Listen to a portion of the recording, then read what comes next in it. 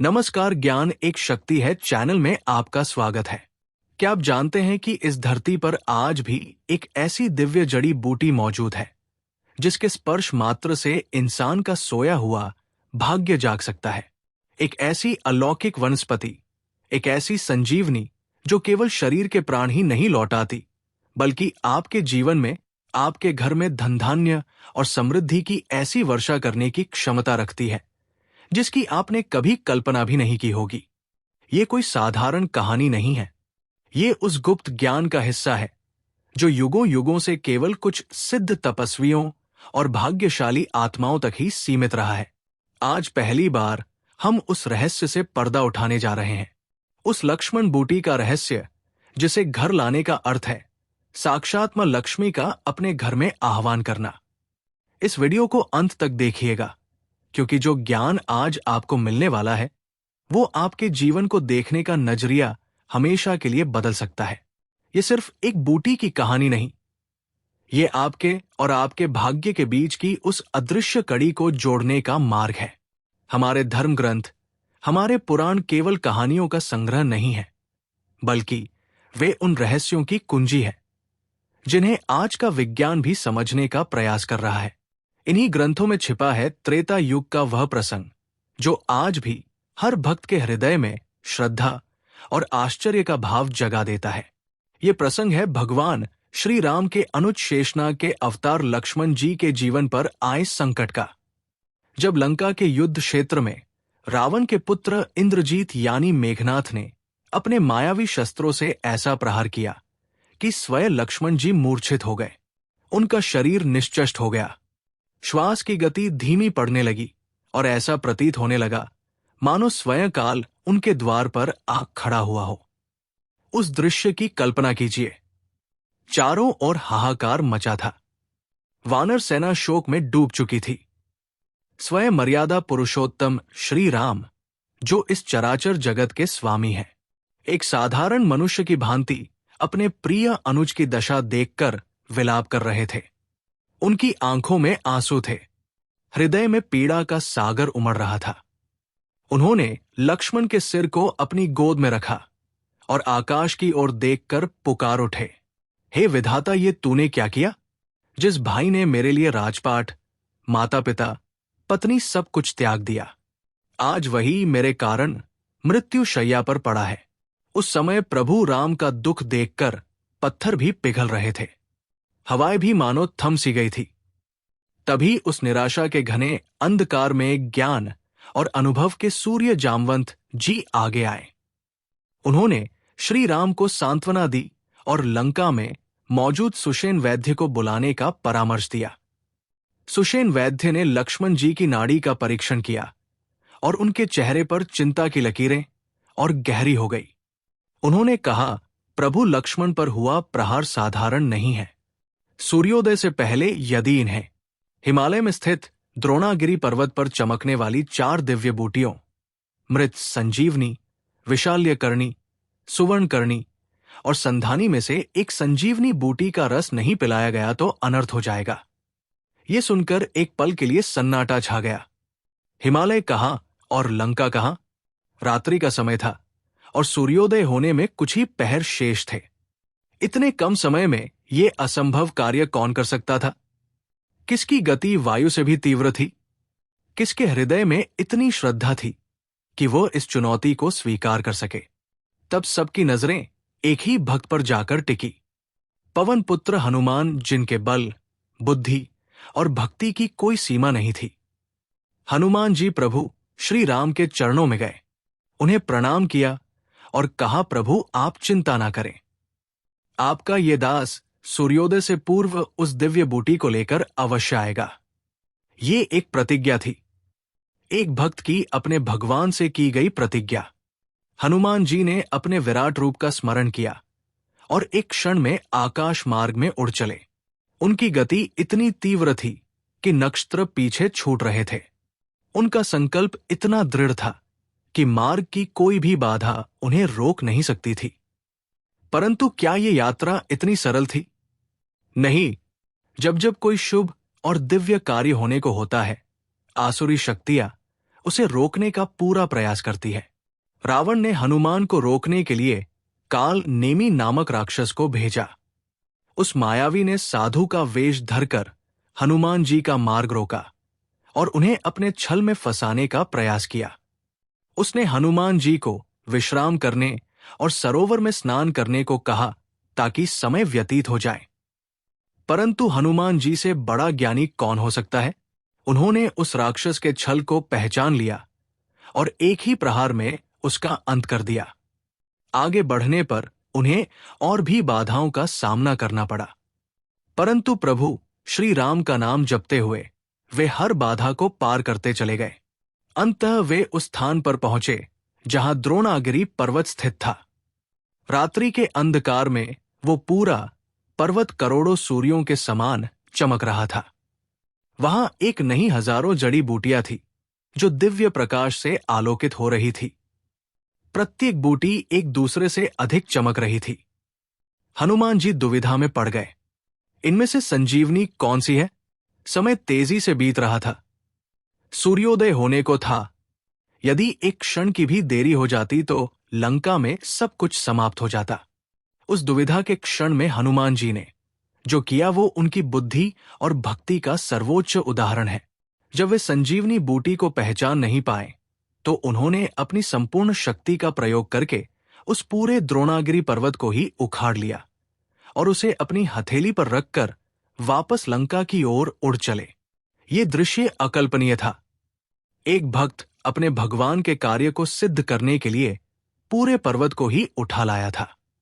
जब वे अयोध्या के ऊपर से गुजर रहे थे तो भरत जी ने उन्हें कोई मायावी राक्षस समझकर बाण चला दिया, जिससे हनुमान जी पर्वत सहित नीचे आ गिरे। परंतु जैसे ही उन्हें सत्य का पता चला, उन्होंने हनुमान जी से क्षमा मांगी और अपने बाण पर बिठाकर उन्हें वापस लंका की ओर भेज दिया।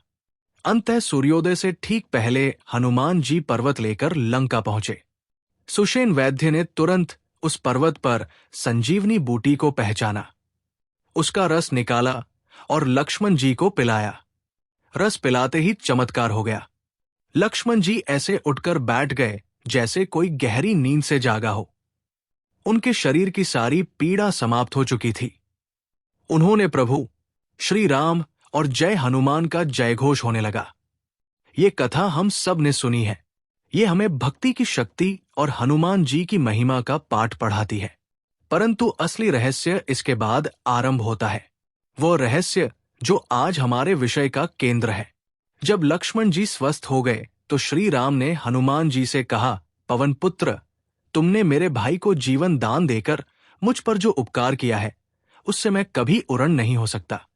अब कृपा करके इस दिव्य पर्वत को वापस इसके स्थान पर रख आओ, क्योंकि ये प्रकृति की अमूल्य धरोहर है।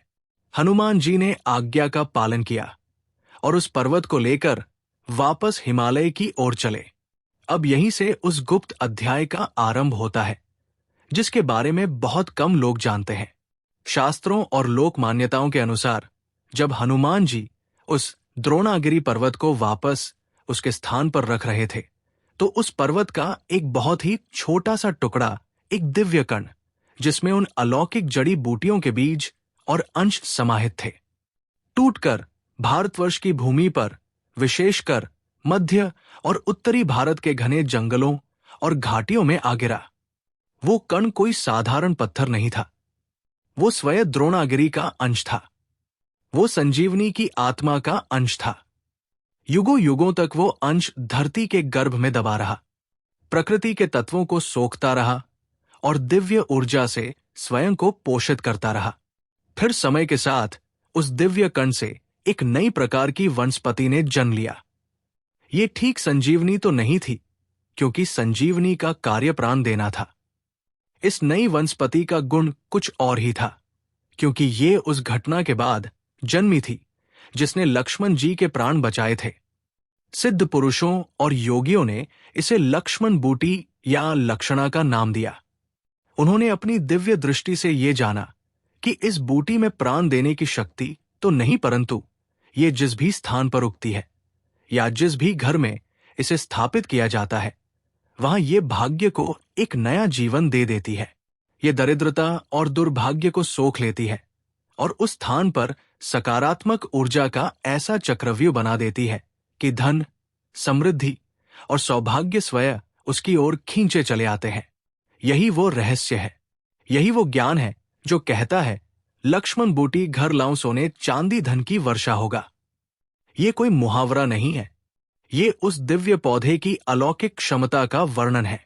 परंतु इसे प्राप्त करना उतना ही कठिन है जितना त्रेता युग में संजीवनी को खोजना था। ये बूटी हर किसी को नहीं दिखती, हर किसी को नहीं मिलती। ये अपना स्वामी स्वयं चुनती है। ये केवल उस व्यक्ति को प्राप्त होती है जिसके हृदय में लोभ नहीं बल्कि श्रद्धा हो, जिसके मन में छल नहीं बल्कि पवित्रता हो। ये लक्ष्मण बूटी दिखती कैसी है? प्राचीन ग्रंथों और वनस्पति विज्ञान के जानकारों के अनुसार ये एक छोटी सी फैलने वाली बेल या पौधे के रूप में होती है। इसके पत्ते पीपल या पान के पत्ते के समान होते हैं, परंतु उन पर प्राकृतिक रूप से एक अद्भुत चमक होती है। कहते हैं कि यदि आप पूर्णिमा की रात्रि में इसे देखेंगे तो इसके पत्तों पर आपको हल्की सी श्वेत या सुनहरी आभा दिखाई देगी। कुछ सिद्धों का तो ये भी मानना है कि यदि कोई अत्यंत भाग्यशाली व्यक्ति इसे प्राप्त कर ले तो उसे इसके पत्तों में श्री यंत्र या ओम जैसी आकृतियां भी प्राकृतिक रूप से बनी हुई दिख सकती है। इसे खोजना एक तपस्या के समान है। ये साधारण जंगलों में या सड़कों के किनारे नहीं उगती। ये उन स्थानों पर पाई जाती है जहां की भूमि पवित्र हो, जहां किसी ऋषि या तपस्वी ने तपस्या की हो, या जहां कोई प्राचीन सिद्ध मंदिर स्थित हो। इसे खोजने के लिए कोई नक्शा काम नहीं आता, कोई वैज्ञानिक उपकरण काम नहीं आता। इसे खोजने के लिए केवल अंतरात्मा की आवाज और शुद्ध मन ही आपका मार्गदर्शन कर सकता है। जो साधक इसे खोजने निकलते हैं उन्हें पहले स्वयं को तैयार करना होता है। उन्हें कुछ काल के लिए सात्विक जीवन अपनाना पड़ता है। झूठ, छल, कपट, मांस, मदिरा, इन सब का त्याग करना होता है। उन्हें प्रतिदिन हनुमान जी और धन की देवी मां लक्ष्मी के मंत्रों का जाप करना होता है। जब उनका मन और शरीर पूरी तरह से शुद्ध हो जाता है तब उन्हें इसके संकेत मिलने आरंभ होते हैं। ये संकेत भी बड़े रहस्यमयी होते हैं। हो सकता है कि साधक को स्वप्न में कोई देव पुरुष या कोई योगी आकर उस बूटी के स्थान का इशारा दे, या जब वो जंगल में भटक रहा हो तो उसे अचानक एक श्वेत सर्प या एक विशेष प्रकार का पक्षी दिखाई दे जो उसे सही दिशा में ले जाने का प्रयास करे। जिस स्थान पर यह बूटी मौजूद होती है वहां की हवा में एक अलौकिक सुगंध महसूस होने लगती है। मन में बिना किसी कारण के एक अद्भुत शांति और आनंद का अनुभव होने लगता है। ये सब इस बात के चिन्ह हैं कि आप उस दिव्य वनस्पति के समीप पहुंच रहे हैं। परंतु यहां भी प्रकृति आपकी परीक्षा लेती है। हो सकता है कि वो बूटी ठीक आपकी आंखों के सामने हो परंतु आपको दिखाई ना दे। ये एक माया का आवरण ओढ़े रहती है। ये केवल उसी को अपने दर्शन देती है जिसके प्रति ये प्रसन्न हो जाती है। कई लोग वर्षों तक जंगलों में भटकते रहते हैं और खाली हाथ लौट आते हैं क्योंकि उनके मन के किसी कोने में स्वार्थ या अविश्वास छिपा होता है, और किसी किसी भाग्यशाली को ये बिना किसी विशेष प्रयास के अनायास ही मिल जाती है क्योंकि उसके पुण्य कर्म इतने प्रबल होते हैं कि ये दिव्य बूटी स्वयं उसे अपनी ओर आकर्षित कर लेती है। जब किसी साधक को ये बूटी दिख जाती है तो उसे तुरंत उसे उखाड़ना नहीं चाहिए। ये एक जीवंत और दिव्य ऊर्जा का स्रोत है। पहले उसे हाथ जोड़कर प्रणाम करना चाहिए, उस वनस्पति से प्रार्थना करनी चाहिए, हे दिव्य बूटी, आप साक्षात मां लक्ष्मी का स्वरूप है। आप लक्ष्मण जी के प्राणों की रक्षक संजीवनी का अंश है। मैं आपको अपने घर में स्थापित करके अपनी दरिद्रता और दुर्भाग्य को दूर करना चाहता हूं। कृपा करके मेरे साथ मेरे घर पधारें और मेरा कल्याण करें। इसके बाद हनुमान जी का स्मरण करके किसी पवित्र औजार से बहुत ही सम्मानपूर्वक जड़ सहित उस पौधे को निकालना चाहिए। इस पौधे को घर लाने की प्रक्रिया भी एक विधान है। इसे किसी काले कपड़े में नहीं लपेटा जाता। इसे एक शुद्ध लाल या पीले रेशमी वस्त्र में लपेटकर पूरे सम्मान के साथ घर लाया जाता है। घर लाकर इसे सीधे कहीं भी नहीं रख दिया जाता। इसके लिए घर का ईशान कोण यानी उत्तर पूर्व की दिशा सबसे उत्तम मानी गई है। ये दिशा देवताओं की दिशा होती है, सकारात्मक ऊर्जा का प्रवेश द्वार होती है। उस स्थान को पहले गंगा जल से शुद्ध किया जाता है, फिर एक नए गमले में जिसमें पवित्र नदी की मिट्टी, थोड़ी सी रेत और जैविक खाद मिली हो, इस दिव्य पौधे को रोपा जाता है। इसे रोपने के बाद इसकी पहली सिंचाई साधारण जल से नहीं बल्कि गंगा जल या किसी पवित्र नदी के जल से की जाती है। फिर इसके सामने एक घी का दीपक जलाकर मां लक्ष्मी और हनुमान जी का आवाहन किया जाता है और प्रार्थना की जाती है कि वे इस पौधे में अपनी दिव्य ऊर्जा को स्थापित करें। अब यहां से असली चमत्कार आरंभ होता है। जिस क्षण ये लक्ष्मण बूटी आपके घर में स्थापित हो जाती है, उसी क्षण से आपके घर की आभा, आपके घर की ऊर्जा बदलनी शुरू हो जाती है। आपको ये तुरंत महसूस नहीं होगा कि कहीं से सोने की वर्षा होने लगी है। ऐसा नहीं होता। इसकी प्रक्रिया बहुत ही सूक्ष्म और बहुत ही शक्तिशाली होती है। सबसे पहला प्रभाव आपके और आपके परिवार के सदस्यों के मन पर पड़ता है।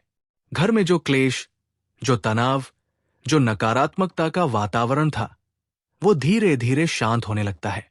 मन में एक अकारण शांति और प्रसन्नता का भाव रहने लगता है। निराशा और चिंता के बादल छटने लगते हैं और एक नई आशा का संचार होता है। ये पहला संकेत है कि बूटी ने अपना काम करना आरंभ कर दिया है। इसके बाद आपके भाग्य के बंद दरवाजे एक एक करके खुलने लगते हैं। मान लीजिए आपका कोई धन कई वर्षों से अटका पड़ा है। अचानक वहां से कोई शुभ समाचार आ जाता है। यदि आप कोई व्यापार कर रहे हैं जो चल नहीं रहा, तो आपके पास नए ग्राहक आने लगते हैं। नई योजनाएं सफल होने लगती है। यदि आप नौकरी में हैं तो आपके कार्य की प्रशंसा होने लगती है। पदोन्नति के अवसर बनने लगते हैं या फिर किसी और अच्छी जगह से आपको प्रस्ताव आ जाता है। आपके रुके हुए काम बनने लगते हैं। आय के नए नए स्रोत अनायास ही आपके सामने आने लगते हैं। ये सब इतना स्वाभाविक रूप से होता है कि आपको लगेगा ये आपकी मेहनत का फल है। परंतु उस मेहनत को सही दिशा और सही परिणाम देने वाली जो अदृश्य शक्ति है, वो इसी लक्ष्मण बूटी की सकारात्मक ऊर्जा होती है। इसे धन की वर्षा इसलिए कहा गया है क्योंकि ये एक स्रोत से नहीं बल्कि अनेक स्रोतों से आपके जीवन में धन के प्रवाह को खोल देती है। जिस प्रकार वर्षा की बूंदें हर दिशा से आकर धरती को तृप्त करती है, उसी प्रकार ये बूटी हर दिशा से समृद्धि के अवसरों को खींचकर आपके घर और आपके जीवन को तृप्त कर देती है। घर में धन का अनावश्यक व्यय रुक जाता है। बीमारी और अदालती मुकदमों पर जो पैसा बर्बाद हो रहा था, वो बंद हो जाता है। धन घर में आता भी है और टिकता भी है। धीरे धीरे आप देखते हैं कि आपके भंडार भरने लगे हैं, आपकी आर्थिक स्थिति सुदृढ़ होने लगी है और समाज में आपका मान सम्मान बढ़ने लगा है। परंतु एक बात का सदैव ध्यान रखना चाहिए। ये बूटी एक जीवित चुंबक की तरह है। ये सकारात्मक ऊर्जा को आकर्षित करती है। इसलिए जिस घर में ये स्थापित हो, उस घर का वातावरण शुद्ध और सात्विक रखना अत्यंत आवश्यक है। उस घर में झूठ, छल, कपट, क्रोध और अधार्मिक आचरण नहीं होना चाहिए। यदि घर का वातावरण नकारात्मक होगा तो ये बूटी अपनी शक्ति खोने लगती है, या यूं कहें कि वह मुरझाने लगती है। इसका आदर करना, प्रतिदिन इसे प्रणाम करना और इसके पास स्वच्छता बनाए रखना अनिवार्य है। ये ज्ञान कोई अंधविश्वास नहीं बल्कि ऊर्जा के विज्ञान पर आधारित है, जिसे हमारे ऋषि मुनियों ने हजारों वर्ष पूर्व ही समझ लिया था। हर वनस्पति में एक विशेष गुण और एक विशेष ऊर्जा होती है। लक्ष्मण बूटी की ऊर्जा धन और सौभाग्य की ऊर्जा है। ये आपके ओरा यानी आपके प्रभा मंडल को शुद्ध करती है और उसे इतना शक्तिशाली बना देती है कि आप स्वयं समृद्धि के लिए एक चुंबक बन जाते हैं।